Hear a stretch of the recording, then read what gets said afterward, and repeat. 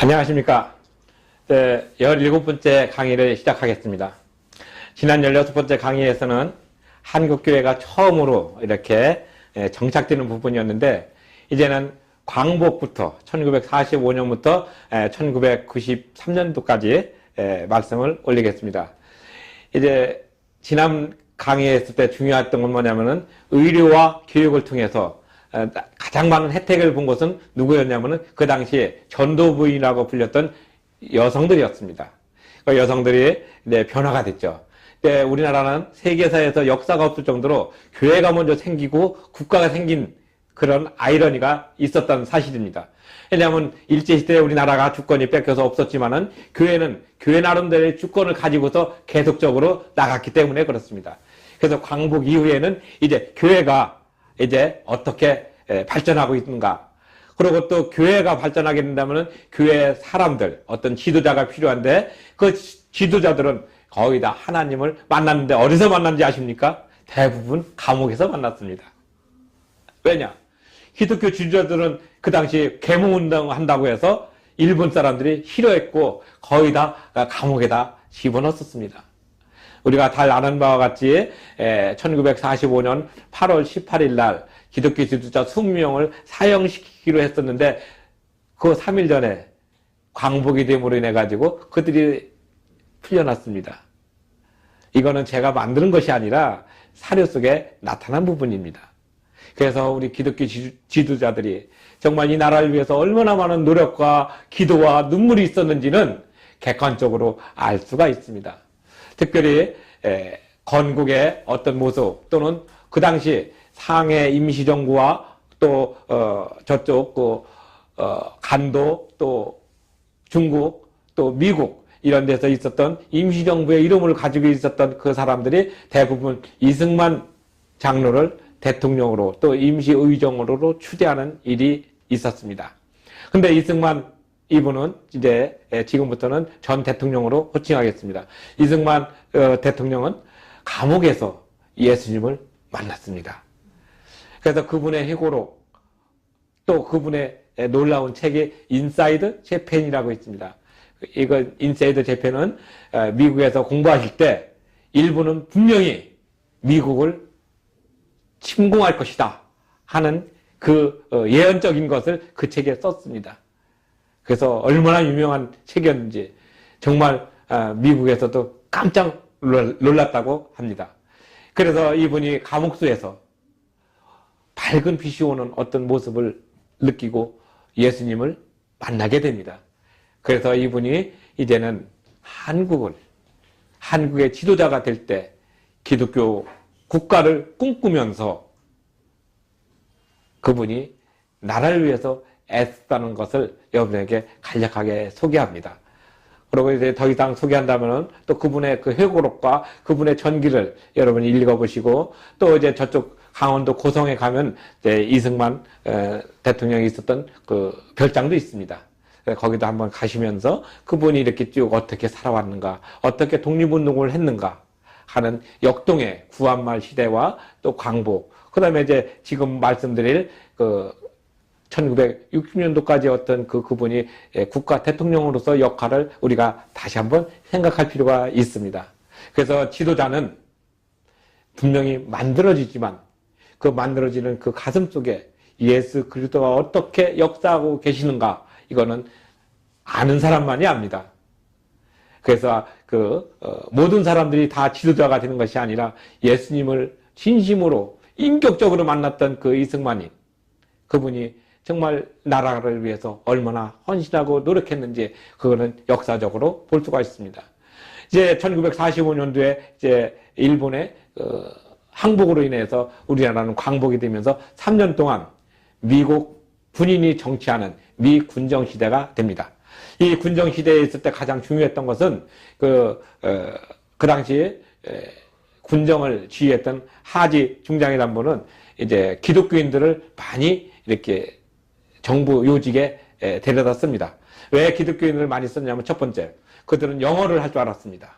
왜냐하면 기독교 지도자들은 그 당시 신식 교육을 받은 분이 많았기 때문에 영어가 있어서 의사소통에 문제가 그렇게 많지 않았습니다.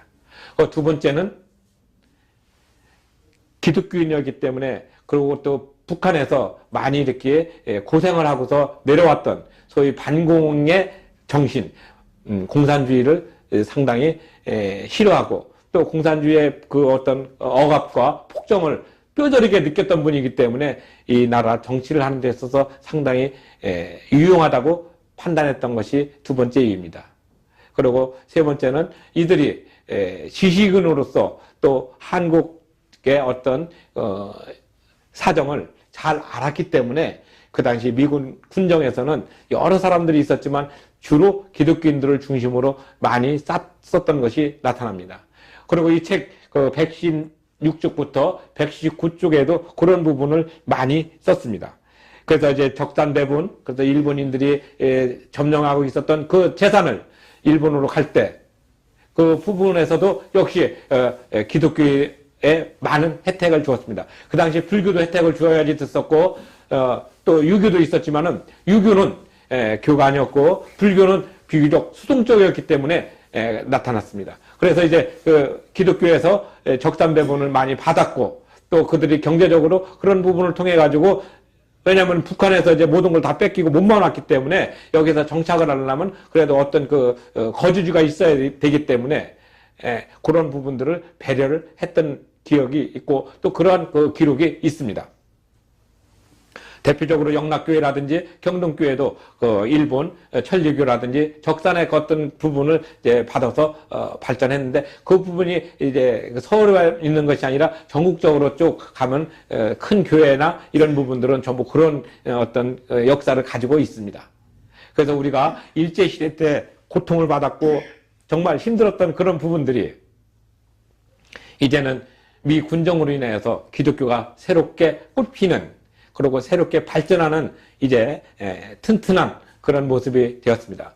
그리고 1948년도에 우리가 아는 바와 같이 8월 15일 날 이제 처음으로 재헌국기가 생기게 되고, 그 재헌국기 생길 때 이갑성 목사님께서 기도로도 시작을 하게 되었습니다. 물론 그 전에 5월 10일 날 선거를 했죠. 근데 5월 9일 날 원래 책정이 됐는데 5월 9일 날이 주일이었습니다. 그래서 하루 늦춰서 5월 10일 날, 월요일 날 선거를 해서 한반도가 유일한 합법정부임을 이제 유엔으로부터 승인받고 3년 그 후에 이제 8월 15일 날 광복절을 기해서 이제 나라를 새롭게 이제 튼튼하게 만드는 기틀을 가지면서 헌법을 공포하게 된 것입니다. 헌법을 공포하고 가지게 된다는 것은 공화국으로서 민주 국가로서의 기본적인 틀을 가지게 된다는 것을 의미합니다. 그렇기 때문에 교회도 교회 헌법을 다시 가짐으로 인해서 교회 나름대로의 틀을 가지고서 발전할 수 있는, 쌍립적으로 발전할 수 있는 여건이 마련되었습니다. 그래서 이제 기독교가 그렇게 발전이 되고, 또 이제 교회도 발전이 되면서 또 이제 국가도 또 새롭게 발전이 되는 그런 어떤 모습으로 이제 나타나게 되었습니다. 그래서 이제 발전을 열심히 하려고 했던 부분에 있었는데, 갑작스럽게 북한에서 이제 6.25 남침으로 인해 가지고 국가가 상당히 혼란에 빠지게 되었습니다. 물론 지금에 와서는 그런 부분들이 혼란스럽고 어려웠던 것으로 우리는 기억하지만, 이 또한 하나님의 관점에서 보면은 어떻습니까? 남과 북을 다시 한번 용광로처럼 휘쓸면서 지역주의를 없애고 하나가 되는 귀한 역사로 만들어졌던 것입니다. 그래서 우리가 그 당시에 교회법을 이제 많이 갖지는 않았어요.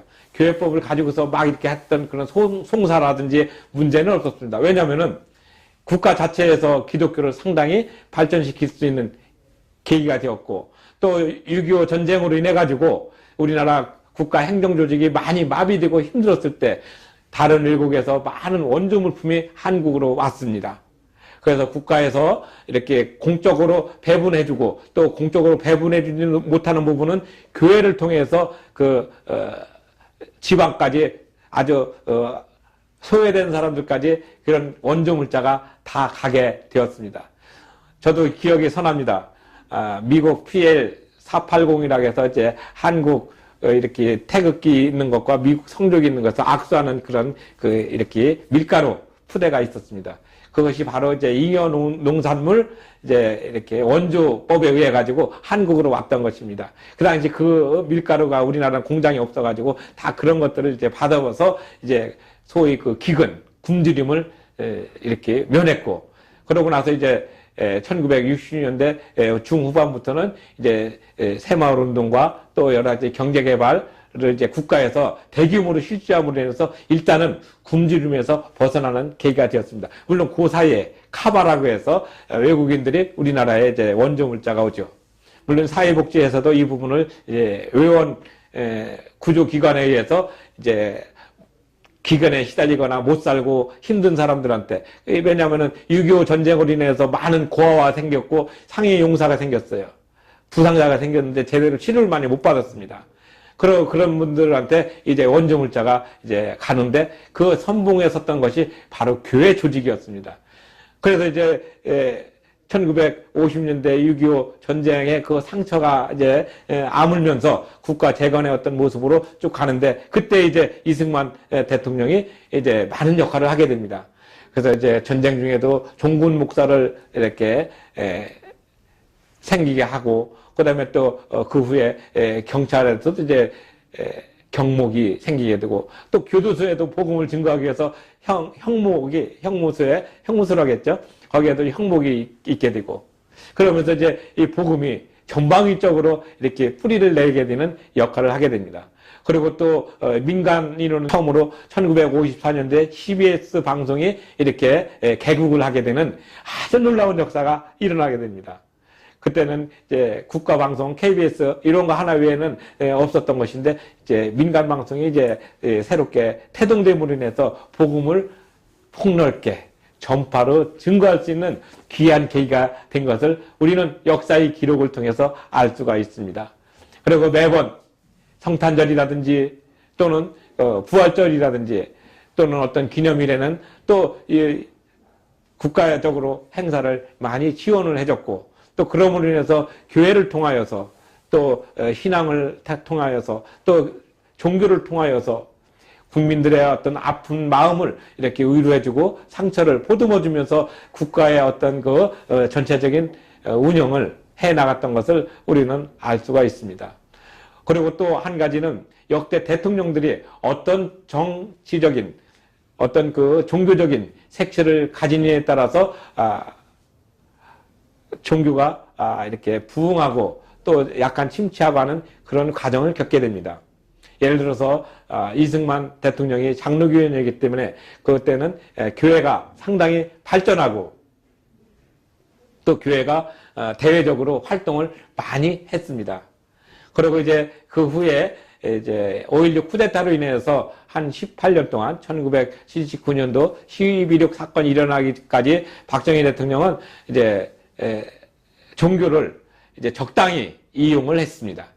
소위 당근과 채찍으로 이제 이용을 했기 때문에 종교가 정치적으로 지나치게 개입하지 않고 또 이제 구령 활동에 너무 열심히 있고 또 경제 성장이 발전하면서 교회도 대형화로 가는 그런 모습이 되었습니다. 특별히 우리가 제가 언급하고 싶은 것은 1960년대 한 10여 년 동안, 그러니까 새마을운동 나타나고 발전하는 한 1977년도까지, 왜냐하면 1977년도가 중요한 것은 배급부를 그때 이제 달성함으로 인해서 우리나라가 상당히 그래도 자신감을 갖게 되는 활력 있는 국가로 변하게 되는 계기가 되었습니다.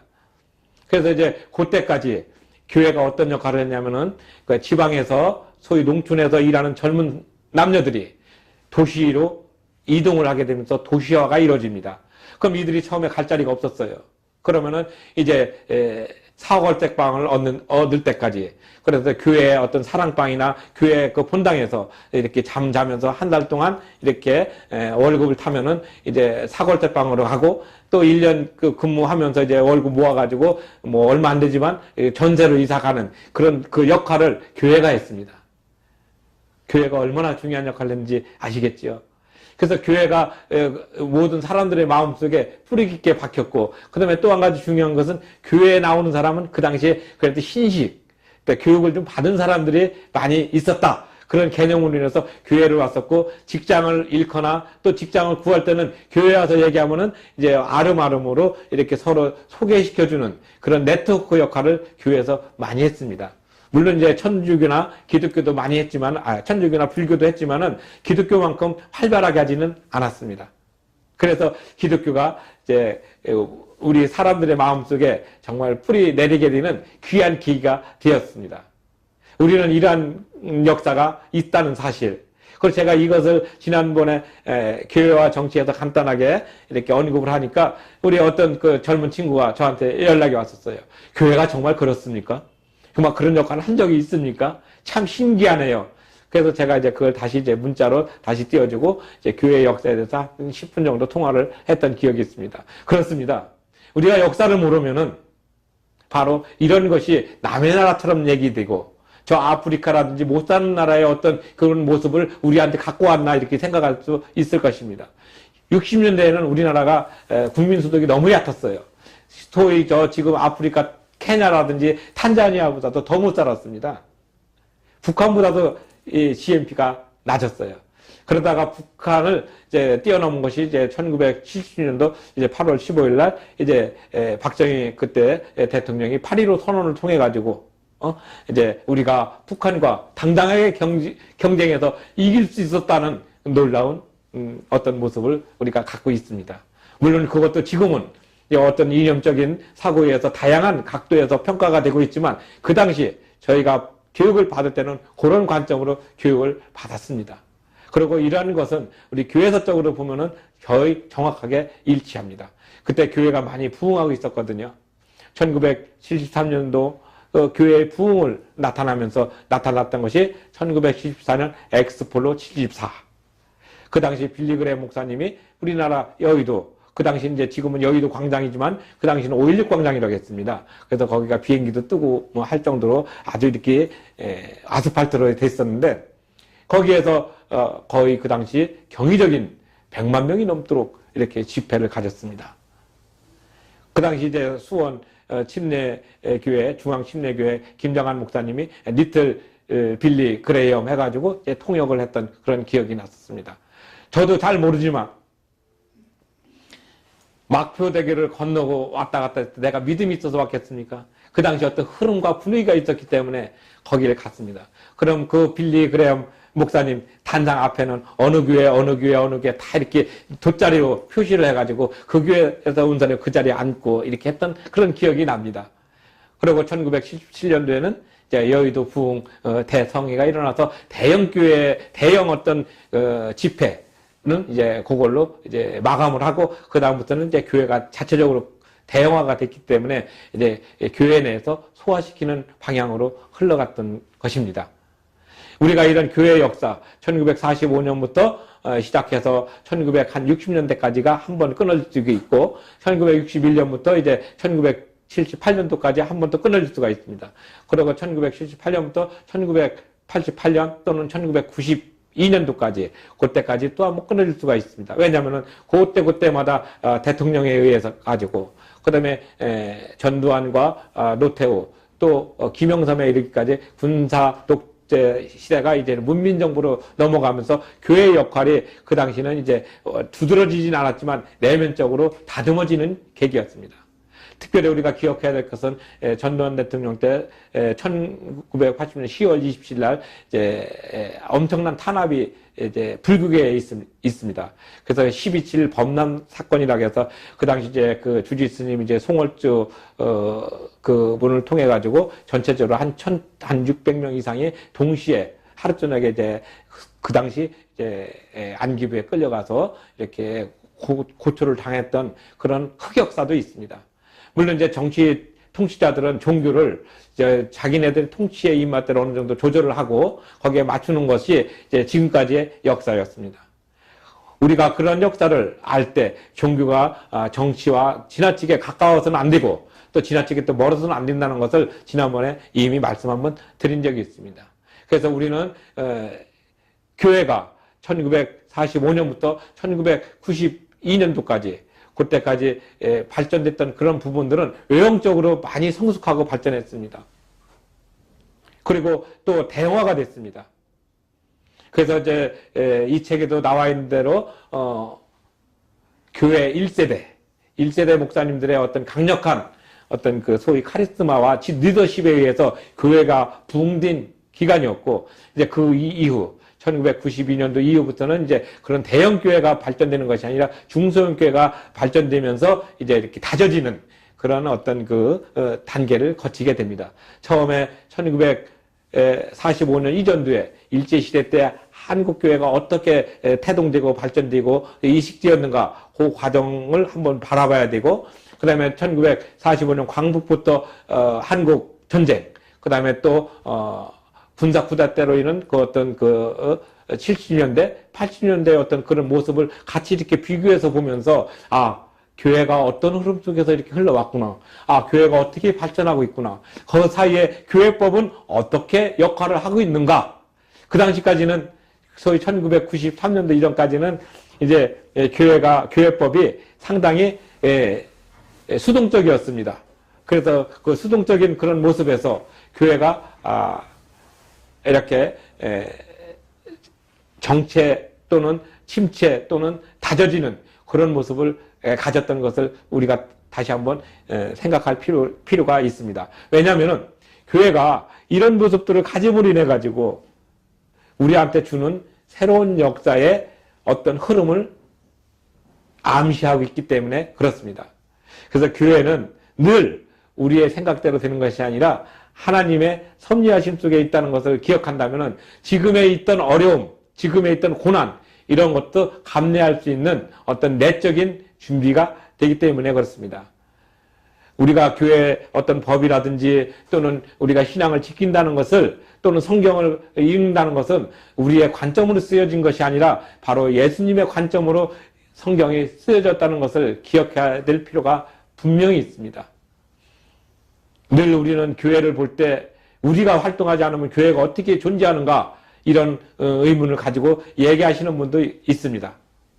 뭐 틀렸다 그런 얘기 아니라 다른 관점으로 보고 있지만 우리 믿는 사람의 진실된 관점은 예수님의 관점으로, 하나님의 관점으로 성경은 쓰여졌습니다. 왜냐하면 성경은 하나님의 감동을 받은 사람들이 하나님의 말씀을 기록했다고 우리는 분명히 알 수가 있기 때문에 그렇습니다. 늘 우리 인간의 이성을 앞세우고 또 우리의 그 어떤 그 현실적인 부분을 먼저 생각하고 또 그 현실적인 부분을 더 크게 생각하다 보면은 하나님의 역사하심을 상대적으로 과소평가하거나 없애려고 합니다. 그렇게 되면 어떤 일이 생깁니까? 고난이 옵니다. 이스라엘 역사를 통해서 보면은 하나님을 잃어버리고 하나님을 무시하고 그런 경시하던 시대에는 이민족의 침입을 받아가지고 매번 고통 속에 있었습니다. 그래서 늘 그런 고통 속에 있었던 그런 모습에서 이제 조금 정신 차려서 하나님 살려주십시오 하면 선지자나 선견자를 보내가지고 이스라엘 민족을 좀 평안하게 해주면은 또 그 평안했던 그런 어떤 시절 조금 잊어버리면 다시 또 하나님을 잊어버려가는 그런 반복의 역사입니다. 그래서 이 역사를 알아야 과거에 잘못된 것을 계속 답습하지 않고 새로운 플러스 알파의 창조로 간다는 것을 말씀드리기 싶습니다. 그래서 이 교회법의 역사를 또는 교회의 역사를 분명히 알아야 되는 당위성을 가지게 됩니다. 우리가 이 교회를 통해서 그리고 교회법을 통해서 우리의 삶이 얼마만큼 풍요롭고 얼마만큼 업그레이드된 모습으로 나갈 수 있는 것인가. 그것은 바로 우리의 노력이 아니라 그 안에서 역사하시고 숨쉬고 하시는 그 하나님의 역사, 예수님의 역사가 바로 우리 속에 투영되고 있기 때문에 그러한 놀라운 일이 생긴다는 것을 기억해야 됩니다. 그래서 1945년부터 1992년도까지 우리는 여러 가지 그 변화된 모습, 정말 가난하고 어려워서 힘들었던 모습에서 이제 물질이 남아도는 그런 시대로 급속하게 거의 한 50년 만에 그런 놀라운 역사가 바뀌게 됩니다. 그런데 중요한 것은 그 어렵고 힘들었을 때는 하나님을 기억하고 교회가 풍성하게 기도하면서 넘쳤지만 이제는 모든 것들이 물질이 풍성하고 넘쳤을 때는 이제 하나님을 상대적으로 잊어버리는 그런 시대가 됐습니다. 얼마나 서글픈 우리의 역사를 그 100년 사이에 이렇게 몇 번씩이나 왔다 갔다 하면서 가지고 있는지 다시 한번 기억해 볼 필요가 있습니다. 이거는 우리의 역사도 있지만 또 미국의 역사에도 그 부분이 하나 나옵니다. 한 가지 소개를 해드린다면은 처음에 청교도들이 미국으로 갔을 때 청교도들의 손에는 성경이 있었습니다. 그리고 아메리카 인디언들한테는 땅이 있었습니다. 근데 한 300년쯤 지나고 나서 시카고 슈족 추장이 1848년도에 미국 의회에서 이런 연설을 합니다. 어떻게 땅을 사고 팔 수가 있습니까? 어떻게 이 자연을 사고 팔 수가 있습니까? 어떻게 우리가 이 햇볕을 사고 팔 수 있으며 공기를 사고 팔 수가 있겠습니까? 그러고 쭉 나가다가 뒷부분에서 처음에 당신들, 백인들이 이 땅에 왔을 때는 손에 성경책이 있었습니다. 근데 지금은 우리가 성경책을 읽고 당신들은 땅을 가지고 있습니다. 이렇게 얘기했습니다. 무슨 뜻이 아십니까? 백인들이 와서 땅을 갖다가 정복하면서 인디언들을 레저베이션 해가지고 이렇게 보호구역으로 몰아놓다 보니까 인디언들 그 당시 쪼그라들고 백인들은 땅을 갖고 있으면서 큰 소리 치고 인디언들은 그들은 그래도 이제 그들이 전해준 성경 말씀을 들으면서 하나님께 이렇게 기도하는 그런 신세가 되었고 그래서 그 수호족 주장이 그런 연설을 했던 것으로 기억됩니다. 어떻게 공기를 사고 팔으며 땅을 사고 팔으며 이런 어떤 처절한 모습을 할 때 마지막 단어, 마지막 단락. 지금 우리 손에는 성경이 있고 당신들 손에는 땅이 있습니다. 우리는 당신과 우리가 공동체로 살아가야 되지 않겠습니까? 하는 그런 호소를 했던 걸 기억합니다. 지금 우리가 그 연설문을 빗대어서 본다면은 이제 우리는 처음에 어렵고 힘들 때는 하나님을 찾으면서 눈물을 흘렸고 그런 어떤 모습에서 나갔지만은 지금에 와서는 물질이 풍족하고 또 먹을 것이 풍족하고 넉넉하다 보니까 이제는 하나님은 저쪽에 가 있고 물질이 우선적으로 해서 시장 만능 중심 만문이 신이 된 그런 모습이 되었습니다. 그래서 하비 kok스가 지은 책 신이 된 시장이라는 책에서도 그런 부분이 나옵니다. 종교의 미래 어떤 모습이 될 것인가 그 책도 쓰신 그분이 벌써 이미 1960년대에 세속도시라는 책을 통해 가지고도 벌써 이 타락하는 인간의 모습을 신랄하게 비평했던 것도 기억합니다. 이제 우리 교회의 역사를 제가 이렇게 보면서 이제는 처음 어렵고 힘들었던 1950년대, 60년대 하나님을 찾던 그 시대에서 이제 80년대 물질이 풍족해지면서 나타났던 그런 모습에서는 이제 하나님 대신 물질을 찾는 우리의 모습이 아닌가. 바로 그런 것들을 지금 우리는 풍렬하게 회개해야 됩니다. 나라와 민족을 위해서 이 땅에 그리스도의 계절이 올 때까지 그리고 정말 그리스도의 피 묻은 심장의 모습이 우리 결의 가슴에 박힐 때까지 우리는 회개의 기도를 먼저 해야 되고 이 나라와 민족의 복음화가 있을 때까지 우리는 끊임없이 기도해야 됩니다.